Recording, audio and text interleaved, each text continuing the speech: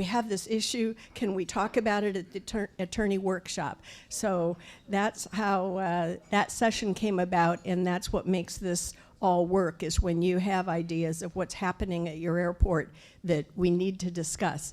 So, and you should have the wireless. I'll remind you just one more time, the table tent has, 2020 Swahi. If you want to connect, you can't stand to not be connected for a few hours. So with that, this afternoon we're going to start with Dave Fitz with his new title, CEO of Kaufman Associates. Congratulations, Dave. And woohoo! And Lori Balance, and they'll be talking about noise and noise issues. I just said to Lori as they were going up, well, this is going to be interesting because in some ways, noise is soon, if the last session comes into reality with Joby and Uber, et cetera, noise will be sort of a thing of the past. The old technology and intrusion, et cetera, which we'll talk about later, could be, there still will be community issues, but for the present day, we are still talking noise, and community concerns and issues are still very prevalent. So with that, I turn it over to Dave. Thank you very much. Good afternoon, everybody.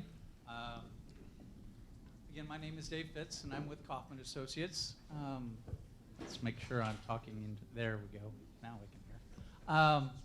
I wanted to kind of ask of you guys, how many people have a lot of experience with airport aircraft noise?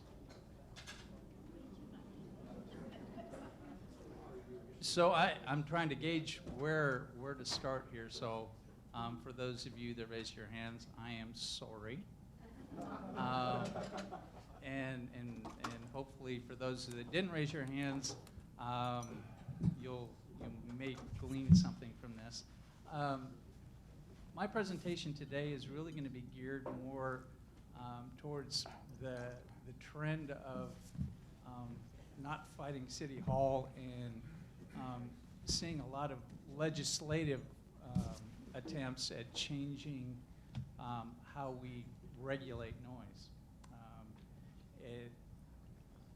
And that really starts with the foundation of the Airport Noise and Capacity Act of 1990. That really was kind of the great compromise. Prior to that, you were seeing a lot of local regulation, curfews, restrictions on airports to try and mitigate noise. And that piece of legislation really changed the fabric of how noise was dealt with across our nation. What it did is it was an agreement to phase out the oldest, loudest aircraft in lieu of making it very, very, very difficult to put in any type of restriction, curfew, or anything of that nature. So what we found since that time in the implementation of Part 161, which is the implementation piece that went with the Airport Noise Capacity Act. 161 was kind of the how airports or communities could attempt to put a restriction into place. Not a lot of success there. So as time has gone on and communities have attempted that, and it's a very expensive undertaking, and really the cards are stacked against you in that process. So what was kind of interesting, and this is and I apologize because I was told to really drone on here on noise, no pun intended, is I had an experience a couple years ago at an airport with a particular noise issue. Had to do with surf air coming in and activity really increasing. Anybody familiar with surf air? See, I knew it. So I was invited, a particular representative had got her constituents together and they held a meeting, and I was invited to talk about Part 150 and the Airport Noise Capacity Act, and what they could do legally to start, mitigating some of this noise. And the congressman was supposed to show up and give kind of an introduction, and then I was to talk about how to go about mitigating some of this noise.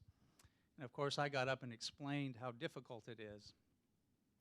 And about halfway through my conversation, the congressperson walked in, and she smiled, and they stopped my presentation, and she walked up, and I unfortunately sat in the front row, and she pointed at me and she said, "This young man said no, no, no to you guys, and I'm here to say yes, yes, yes." And my life was miserable. From that point on, I had a room full of BFFs. And so the congressperson walked out and left me there with about 60 to 70 really mad people. And the one thing that she did say that was true is that the only way to really make a curfew happen or a restriction happen is through the legislative process and changing the law. That part was correct. And so that was the only way I made it out of that building, was to talk about what can be done. And so that's a big part of what this presentation is about, is what's been happening. The most recent airport improvement program legislation that came through had about 10 directives in it. And so I'm going to kind of hit on some of those directives. I have a huge shout out to Rebecca Coynton and Eric Elsmore from the Department of Office of Environment and Energy. They provided me a status on each one of these directives, because I thought it was important not only to talk a little bit about these directives, but how they're doing on these things, because these directives came obviously directly from Congress. So to start out with, the very first one here is alternative airplane noise metric evaluations. That was really a directive that was to accelerate a deadline that FAA already had to do some research on alternative metrics. So according to Rebecca's group, FAA is reviewed the metrics in line with that and have a draft report out. You'll see a lot of these. That's going to be the status. I was hoping to maybe be able to provide some information from some of these directives, but there's only a few of them that have been fully implemented, and I've noted those as we kind of go through it. Addressing noise community concerns. Again, this was an interesting one because we had a discussion on, really brief, on Metroplex. And some of the solutions or some of the issues caused by Metroplex is obviously concentrating air flights over neighborhoods or in specific areas. The dispersion has really been eliminated in a lot of cases. So this was something that has been real big. You'll see that across the country. We were kidding that we were going to talk about some of the Metroplex lawsuits, but that was covered. So good news, we're going to be shorter on noise today. So we won't have to recover that ground. But from what I was told, that only one study under this directive has been asked for.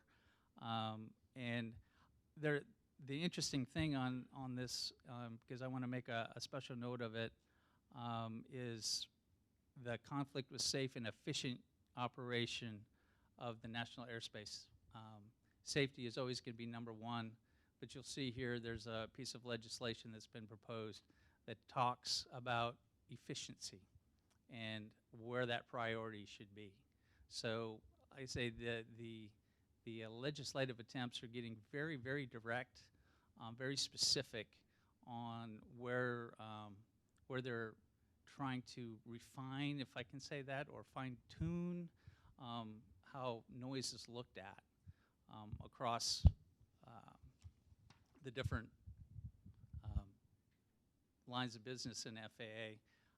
Efficiency, again, has always been a priority, but maybe that'll go drop down in terms of its ranking and impacts on communities, might move ahead of that. The next one, directive in the Reauthorization Act, was community involvement, and I think we had a little bit of a discussion on that today. And FAA has already completed that and submitted a report to Congress. But I think in the terms in the discussion that we had on Phoenix earlier, obviously that has changed and is making a significant benefit across the board as far as communication and getting hold of the right stakeholders. When the Phoenix case came out, there was a noise conference and a presentation on Phoenix's Metroplex, and it was very interesting, the level of coordination and that did happen. It was just with the wrong folks, or that at least that was the perception of it. All right. All right. Noise mitigation and safety study. This required FAA to conduct a study and review and evaluate existing studies and the relationship between jet approach and departure speeds and corresponding noise impact of overflown communities. And this was probably, again, a study that has been initiated. Didn't get a status, anything above or beyond that one. The regional ombudsman. I got to meet several of those individuals last fall up in Seattle. They've all been appointed. If there's a particular person that you want, I did put a link in this PowerPoint that's active, so if you're interested in finding out who your noise ombudsman is. But they really, this was something that I believe Congress felt it was important to have a point person to be able to call to get your noise concerns addressed or at least in the queue. They're all very dynamic personalities. It's funny, they must have had an interesting criteria for these folks. They are so friendly and obviously well picked from what I could tell. All right. Leadership on civil supersonic aircraft. Again, this is something that we all know is coming. We lost supersonic aircraft a while back, and now there's technology and the sonic booms that used to be a big concern are starting to be addressed with technology and advancements. This is something that requires a couple of adjustments to existing standards.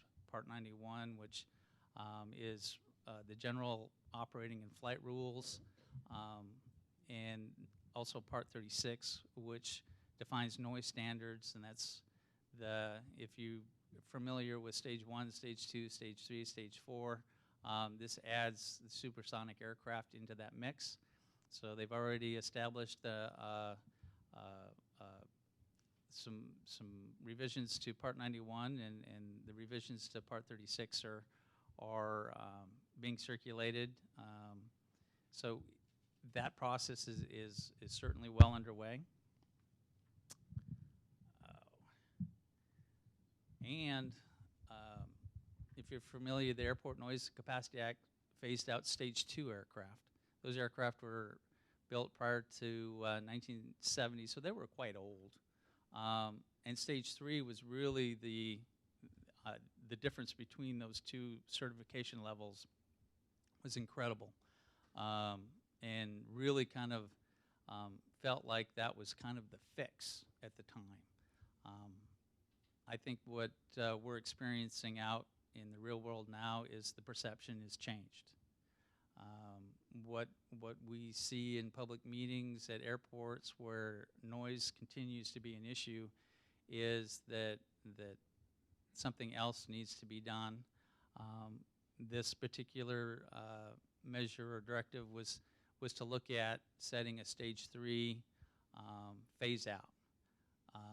And so if you start looking at a lot of those aircraft, the 737 group, the older Airbus group, all of those aircraft are still very active in the fleet. And with the 737 MAX not currently operating, that'll be an interesting accounting exercise on what kind of impact that would have across our country to see about how that would be phased in.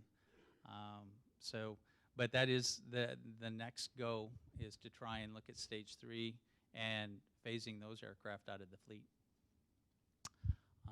Aircraft noise exposure.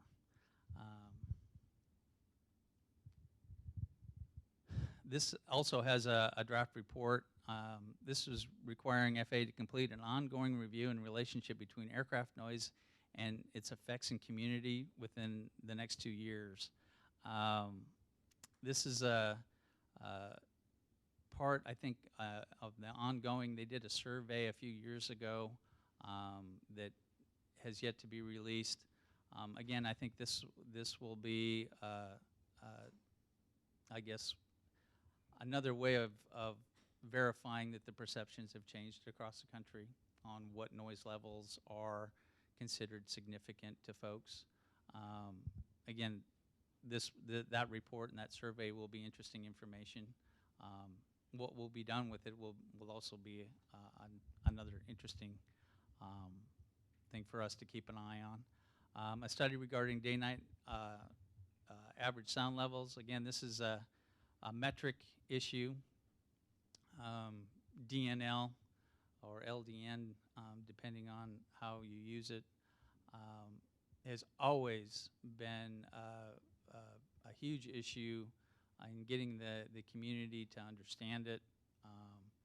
And California has added to that metric in CNEL, but it essentially those penalties for events that occur during the evening and nighttime hours for California, and just the nighttime hours everywhere else in the country. That metric has been challenged and challenged and challenged. Is there a better one? I don't know. I wish I did. It is something that we've developed annoyance curves on. There's science behind that, but I think that science is going to be adjusted. I don't know if 65 can stand the test of time here. We are certainly getting to that point where there's a lot of pressure to change it.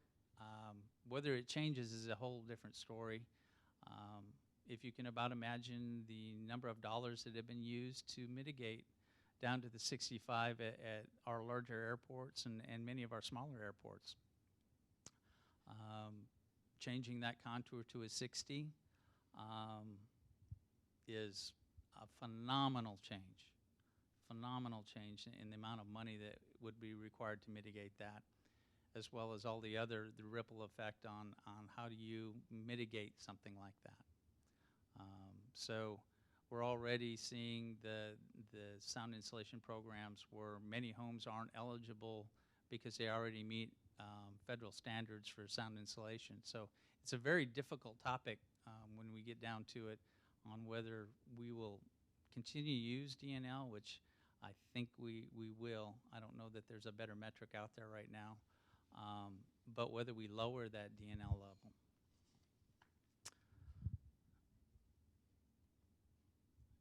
And study the potential health and economic impacts of overflight noise. Again, something very similar. FAA is looking at the Center of Excellence to do an in-depth study on this. Obviously, they've got some pretty heavy hitters: Boston University, Harvard Medical School, and MIT. They didn't go to my alma mater, Iowa State, for this, so obviously they're serious. It's it's something they do have a list of things that they're looking at, you know, within health impacts and things of that nature. The World Health Organization has also done a similar study, and I think we'll talk about that here in a little bit with Lori. I don't want to steal any of her presentation. Thank you for taking on another awful topic, by the way. So those are the 10 things that were in the reauthorization. Jackie Spear from California representative, she had a lot of fun, I'm guessing, with the legislative aid and coming up with some acronyms for 8 bills that she has proposed. I really did appreciate when I was putting this together how much fun that really must have been. So I'm going to go through a couple of these. All of these bills that Representative Spear has introduced are all in committee. Her 8 bills went into committee on November 14th of last year. So the first one, responsive employee support, productive education, congressional talk, or respect. That bill is going to require FAA to answer questions within 90 days to Congress when they're submitted in writing. Restore everyone's sleep tonight. That one's an interesting one in looking at allowing airports at their discretion to impose curfews. This one is a little bit, is kind of interesting in that when you start looking at bills like that, there's not a lot of definition behind a bill like that. So how you mitigate if you close one airport and noise impacts increase at another airport, there's a lot of variables in something like that that really weren't defined. And I think a bill like that would really struggle to get out of a committee without having a lot more detail on the associated impacts with flat out allowing a curfew. Serious noise reduction efforts, SNOR. SNOR and SH are both specific to the Bay Area. I put some asterisks by that. They are very specific in terms of insulating 200 plus homes annually in the target areas in SFO. And HUSH is looking at a specific departure transition that they want to encourage. So those two were actually pretty interesting in how they were directed specifically to the Bay Area. Then there's fairness in airspace includes residents. I think this one is kind of an interesting one that it changes the prioritization of the use of airspace, where safety continues to be the priority, but the secondary priorities would include noise and health impacts. So I say it's, to me, the interesting part of some of these proposed bills is kind of picking at some of the edges of where some of the real serious problems are. And in this case, you know, when you're trying to make a safe and efficient airspace and you change that priority, maybe that turn isn't quite so early. San Diego has had that issue, Phoenix had that issue, so maybe there's something to that. Maybe including those as a higher priority, maybe that has a chance. Like I say, it's interesting where they're picking at kind of around the edges and not just saying close the airport. A prize is all participating in process of reaching informed solutions for everyone. Again, this is something that I think FAA has already made roads in on trying to do outreach when airspace or air nav procedures being put into place. Notify, again, is a very similar measure. The Leave Act, or Low Frequency Energetic Acoustic and Vibration Exasperate. Like I said, that legislative assistant was just having a great time. This is kind of interesting because low frequency noise has been an issue at several airports, especially when run-ups or any type of maintenance activity is done. So again, there might be, while some of these probably don't have a snowball's chance, there are a couple of these where I think you'll see a spark of an idea that might get, a little further and maybe even out of committee. The one that I thought was probably the most interesting, there's a representative out of Colorado, Joe Negus, I think is what his name is. I apologize if I just really murdered that. But his piece of legislation, I thought actually was really interesting. Again, he was looking to amend U.S. code to authorize owners and operators to impose operating restrictions. And that's very similar to Jackie Spears, but he threw in a couple other things I thought was really interesting.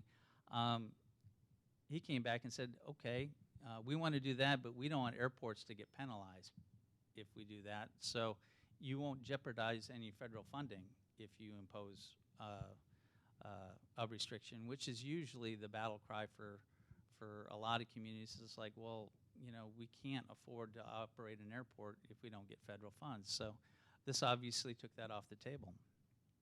And so it bars FAA from denying any funds solely because the airport imposed a restriction. So the interesting thing about this and some of the others that allow restrictions is that they absolutely conflict with the Airport Noise and Capacity Act of 1990. So that will have to be worked out in terms of trying to get any of this passed. And it doesn't really take into account the impacts at the airports that don't have restrictions. Those aircraft have to go somewhere. So, for example, if you close Burbank, LA and Ontario and the other airports have to absorb that activity. So there is an impact. And I think that piece of it will have to get flushed out and understood wholly, because there's a lot of folks that not in my backyard kind of attitude, but it certainly spreads to somebody else's backyard. So now, are there any questions on that? I'm just kind of droning on. I know you guys just had lunch and you're sleepy. And of course, do me a favor, there may be people here that don't understand why surveyor on that Newville airport, the Bay area was so significant. We're all looking for increased traffic at our airports, and that was a real win in a way, but it really created a problem. Can you kind of just explain why that circumstance occurred as far as the complaints? the complaints, Surfair used a specific aircraft, the Pilatus, and that aircraft is got a noise profile on approach that is above no other. It was very unusual for, in this case, we're talking about San Carlos that had the issues. The booger for me was that we were doing a noise compatibility study at the time that they started operating. So they made our lives really miserable. But at the time, the chief pilot was very workable in trying to find a way to exist in that community, trying to do an offset approach when visual conditions existed. I mean, they were trying to do that good faith effort. They went to public meetings to try and find solutions. So they were doing what they could. Obviously, they still needed to operate. if anybody knows anything about San Carlos, it is a short runway. I want to say 3,000 feet, maybe. 2,600. 2,600. I mean, yeah. Yes, it would certainly be a ride. But to your point, I mean, that they got started and they went like gangbusters. A lot of additional impacts to that. To your point, automobile parking was huge. Created all kinds of mess at an airport that wasn't set up for that level of passenger activity. So it had a ripple effect for that airport, not only on noise, but other impacts. Surf Air had some issues paying some bills, and so services really dropped off significantly. It happened at, I mean, they were going San Carlos and Hawthorne, and both of those airports really took it on the chin. So that was a tough issue for a lot of folks. Was there a specific thing that you were looking to clean up? Just, we hear you've given a good description of all the noise things, but you really didn't explain, why that became an issue. I just thought that might be interesting. Sure. More about Surf Air. We're seeing that as well at some of the bigger airports. Surf Air tried to make an entrance at John Wayne Airport, and again, it was a big issue for the community. As most of you know, John Wayne Airport has a MAP cap, a million annual passenger cap, based on a settlement agreement. Surf Air was able to skirt that MAP cap because they were not regularly scheduled service as that's defined in our access plan for John Wayne Airport. So they were coming in and out of the airport, not being regulated for purposes of being part of the million annual passenger cap that we have, and it was loud to the community. So the community was saying that, arguing that the airport was somehow allowing additional service that was very noisy, and it was causing quite a stir, and they were saying, it was the Uber of the sky. We're going to talk a little bit, obviously, about that later on.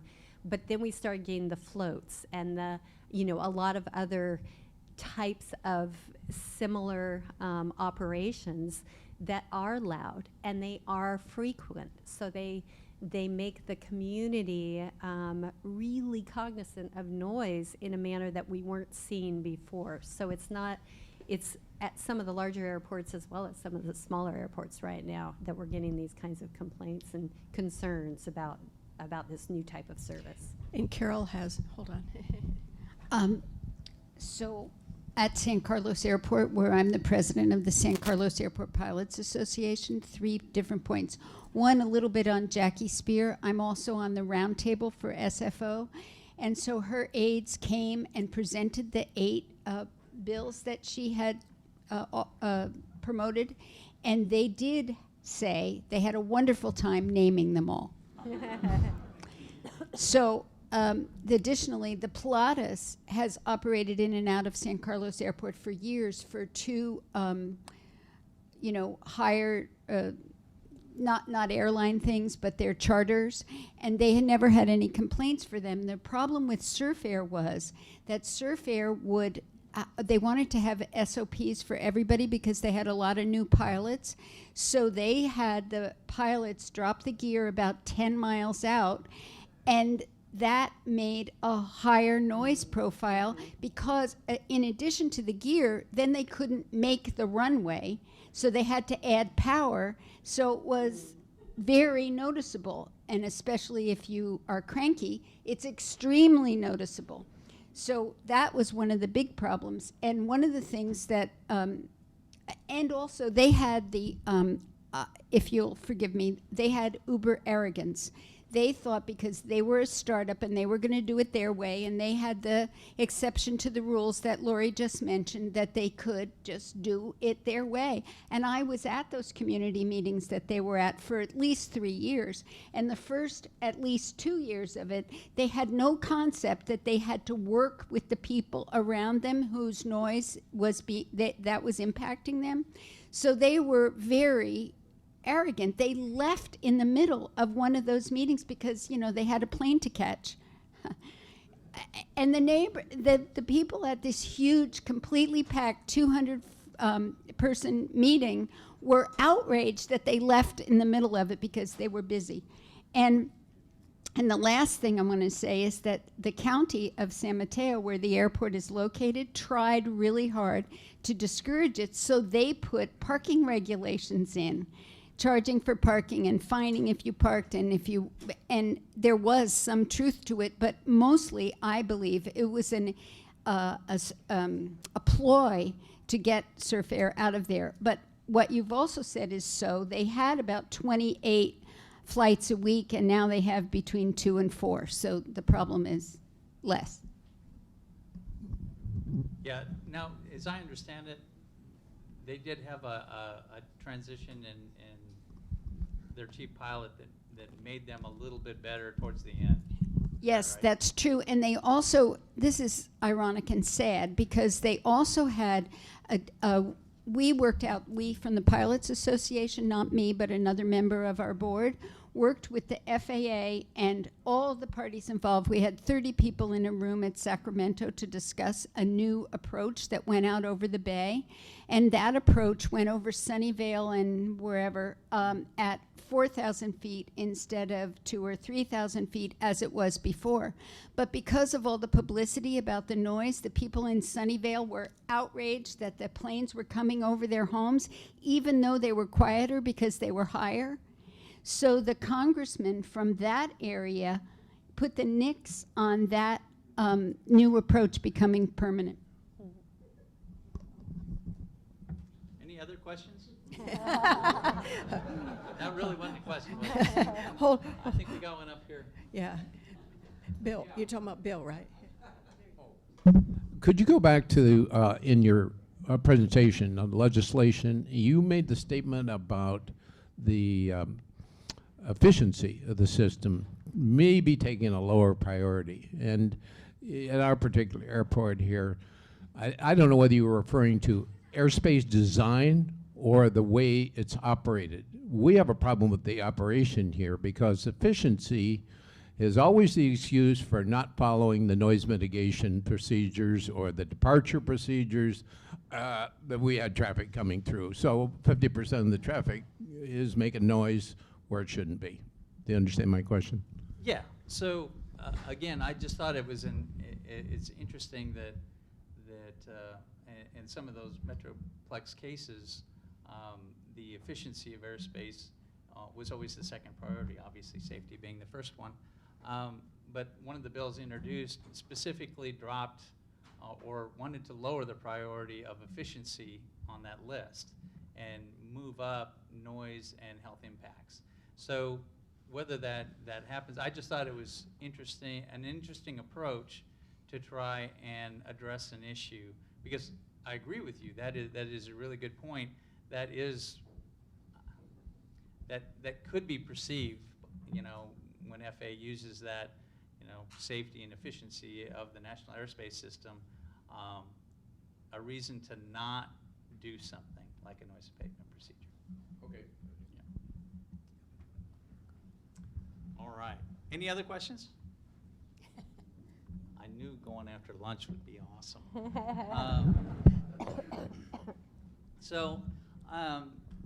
I also did a little bit of research in trying to find maybe some new guidance out there. Anything that and this one is relatively new. It came out at the end of last year. It is kind of an interesting research project that ACRP did on, in particular for general aviation airports. It did a state-by-state review of state legislation, obviously in California. They have the airport land use compatibility plans and airport land use commissions. Texas has their legislation, so several states have legislation.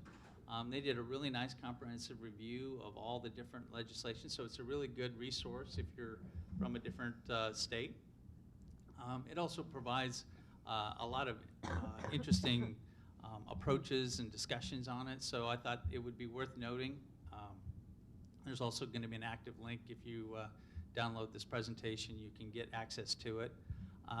But I thought that was a really good resource.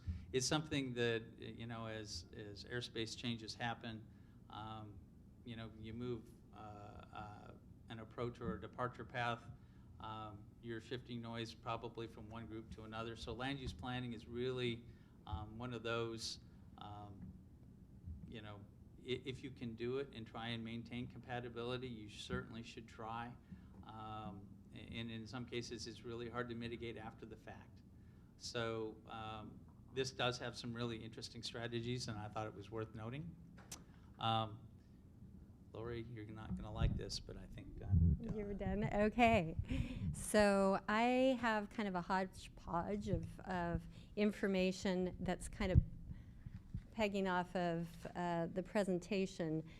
I have the privilege and also probably the detriment of representing the 3 airports in California that do have curfews: San Diego, Long Beach, and John Wayne Airport.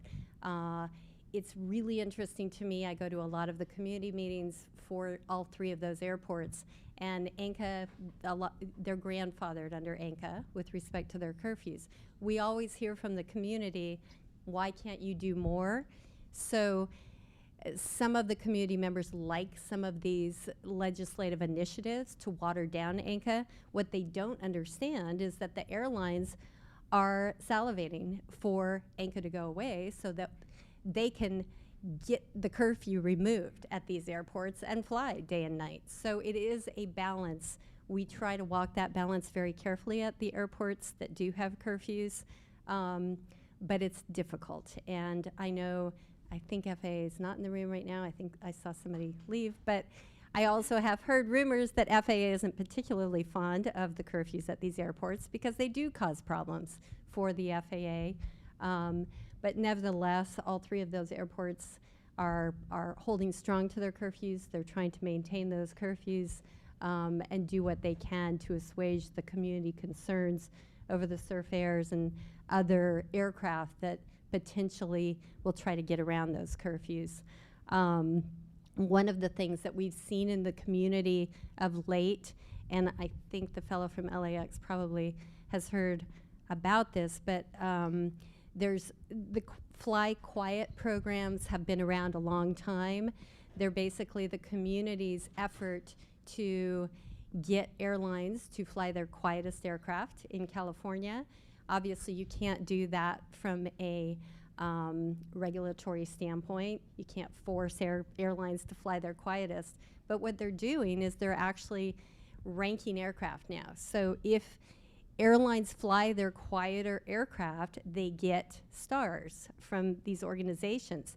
They publish a list of the airlines who fly their quietest aircraft at these airports, and they're pushing communities to jump on board to fly only those airlines that fly the quiet aircraft at these airports. And it has gained a tremendous amount of momentum.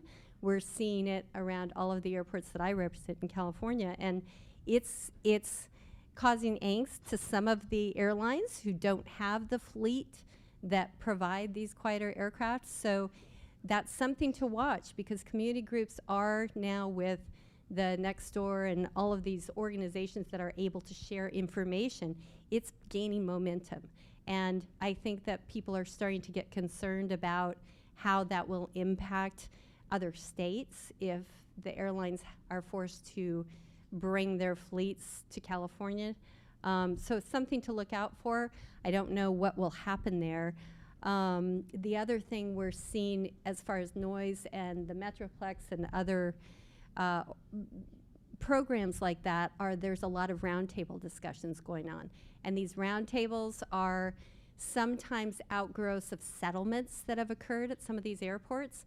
But the roundtables basically meet on a bi-monthly basis, and they try to find routes that will be quieter for their communities around their airport, not realizing that to the extent they change the routes, they're going to be louder for others. And I know that there was a roundtable discussion a couple of months ago, maybe last month, relating to LAX and flying a different route, which would push the noise down to John Wayne Airport and Ontario communities. And so it's something that, continues to take momentum but it's shifting the noise. And so that doesn't really resolve anything because you have one community that may be less impacted, other communities that are more impacted. So again, something that the airports really can't do much about, but it's important to stay abreast of it, particularly for your board members so that they're aware of what's happening and can answer questions about it. Let's see. The other thing I wanted to mention is for a while we thought that noise was going to kind of take a back seat to air quality when greenhouse gas and health problems and then the PFAS took hold. Really, we thought noise was going to kind of, take a back seat. But what's happened now is noise is gaining momentum because people are now piggybacking onto these health studies that say that noise has health impacts. They cause depression, they cause cancer, they cause all of these woes. And so all of the things that have happened with air quality and health studies now are being picked up into the noise environment, and in particular in the context of CEQA. Most of you probably have heard of the Bryant Ranch case, which was a case about a residential community, I think 2,500 homes in Fresno. And it is a very important case. It was, December 24th, 2018 was when it came down. It's a Supreme Court decision. And it basically changed the standard of review for CEQA. And I'm probably boring a lot of the people in the audience, but this is a really important case, and it's really important for the consultants and the airports to understand what's happening here, which is it used to be, and all of you probably have heard this till you're blue in the face, and if you're lawyers, you've told your clients till you're blue in the face, as long as you have substantial evidence in the record to back up your information in your EIR, you're good to go. Just get that substantial evidence in the record. Build your record. And that still is the case for impact analysis. But Bryant Ranch has changed that in the sense that if you are missing information, not have information in there, but if you're missing information and you don't tie your impact to your decision about whether you have a significant impact, then the standard changes to de novo, which means that your local agency will not get the deference that it deserves. So in real world, what does this mean? The case was an air quality case, and it was related to health studies. And the court argued and decided that the air quality impacts did not tie the knot between the impacts and the significant unavoidable health risks, because they didn't include all of the studies and they didn't connect the dots for the reader in terms of why they were finding this impact significant and why they were saying it was unavoidable. So really, there was missing information. This case has been interpreted in many ways, but the thing that's most worrisome is we were working on the EIR for San Diego for their terminal replacement project. And two of the big named law firms in the state brought up the Bryant Ranch case in the context of noise. And so now that case has taken on new impact because it's not air quality and health, now it's noise and health. And so what you're having to do now in an EIR is you're having to take all of these studies that Dave about health impacts and noise that do not have a lot of backing. They don't have a lot of verification, validation, they're new. You now have to put that basically into your EIR and show why you can't make significance determinations based on these health studies. So what your consultants are now going to have to do is take all of these noise studies that show health impacts, indicate why we can't make a significance determination because there's no thresholds to make a significance determination from health, and then tie the knot on the back end with your findings. So it's a much more convoluted approach. I think in the upcoming years, you're going to see this more and more. We'll probably get litigation on noise. Luckily, I don't think we're going to get one in San Diego because we got a lot of support and helped assuage the concerns from the community, but it is something that's up and coming.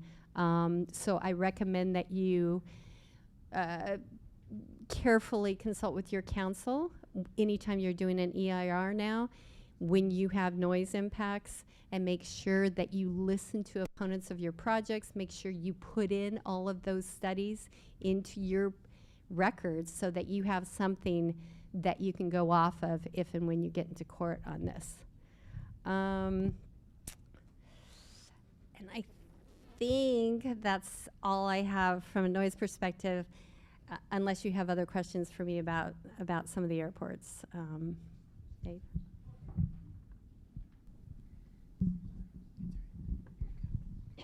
Sorry. Since I moved to San Diego, I've learned that everybody's sensitive to the airports in the area, and that includes Miramar, the city airports, obviously San Diego International.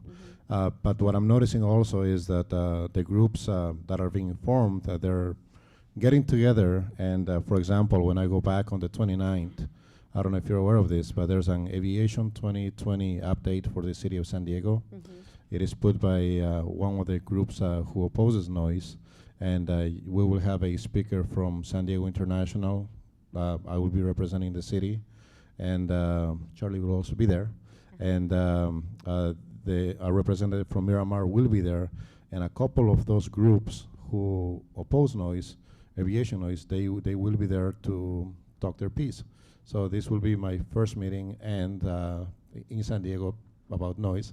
So wish me luck. I Good wish luck. you luck. San Diego, the communities down there, well, besides probably the Newport Beach community, but I think they share information, but it's one of the best and most well-informed community I've ever dealt with. So good luck. Yeah. Good luck. Other questions, comments? Okay. Bill? This is for both of you. It's about land use planning, and both of you have been in California, done a lot of work in California. We have the land use guidelines from Caltrans, and every year that come, each new iteration, it gets a little bit more watered down. Particularly in the noise area and the noise impacts and all that sort of thing. What do you see going forward here? Are we going to continue to keep watering down the land use guidelines here to the point where it really doesn't matter anymore? We can do a lot of legislation about noise, but if in fact we still allow development around the airports where people are informed, but they ignore that information and go ahead and build because it's cheap dirt. What do you see going forward? That's tough. I think this goes back to the funding for Caltrans and the Division of Aeronautics. We have seen very little activity from them on the Airport Land Use Commission side. The last handbook that came back out was 2011, and that was watered down a little bit, primarily because they really are. That statutory scheme doesn't have a lot of teeth to it. It's more recommendations. And certainly you have the override provisions in there that allow the local agencies, the cities, the counties to override land use recommendations from the ALUC. I don't see a lot of activity on the forefront there simply because there's just not a lot of funding. There's no funding for updating the airport land use compatibility plans, or very little funding available. So that side of the equation, unfortunately, has gone a little bit more dormant than it was 5 or 10 years ago. I think you're also seeing that low-income housing and the pressure with that, and the state mandates for low-income housing. You know, you're seeing pressure. I think Monterey is seeing that. There's a lot of communities. Every time we do an update for an airport land use compatibility plan, 9 times out of 10, that open piece of land that we just put a new regulation on, really it's fought tooth and nail because they've designated that piece of property for low-income housing. So it's just I don't know if watered down is probably the best term, but there's certainly a lot of wiggle room there, and attorneys find ways to, notice we're at attorney broke term. Keep going, Dave, keep going. Before you get earplugs, right? Other comments, questions regarding noise? Quiet room. Okay. Well, thank whoa, you, whoa, whoa. Dave. Lori? Oh, we do. Okay. Back to San Diego.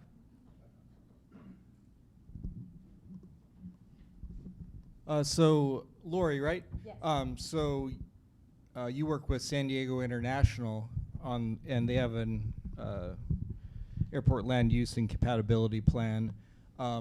So we're at a reliever airport. I don't know if you're familiar with it, Montgomery Gibbs Executive Airport. Yes, I And we am. do have a noise abatement program. Mhm.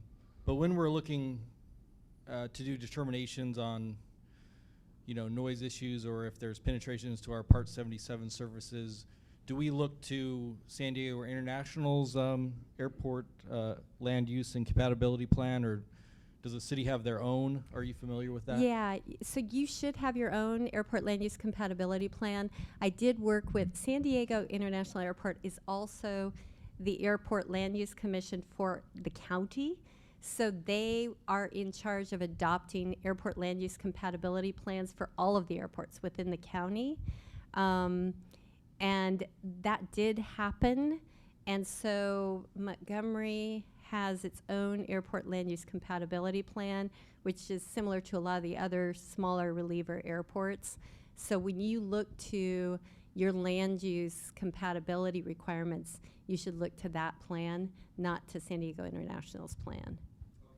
Yeah. Mhm. Actually, if you go to, we're updating several plans within San Diego County, and they have on the Airport Authority's website, they have all of the plans for each public use airport within the county, so yours is up there. The one thing I will say, and I'm not sure what the status is, but some of the cities and local jurisdictions have overruled some of those plans and policies.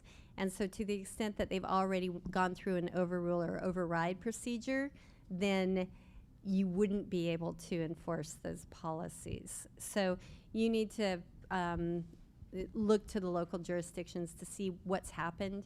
I don't know if you're updating Montgomery right now or not. No, but Montgomery's yeah. not one of them, but Yeah. as Lori said, the San Diego Airport Authority acts as the Airport Land Use Commission.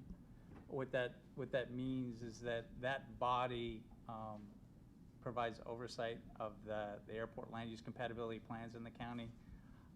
So if a particular proposal, like the one that you mentioned, they should have to go through the Airport Land Use Commission if it deviates from that plan. And the Airport Authority provides staff. So if you would like, I can put you in touch with staff if you have specific questions or particular, whether it's an obstruction or something. They should be able to help you with that. Great. Thank you. I think with that, thank you, Lori. Thank you, Dave. And yeah. Let's take 15 minutes. And if maybe the folks for the last session can just meet up here so we can chat for a minute. But otherwise, take 15 minutes. We'll meet back here in the room.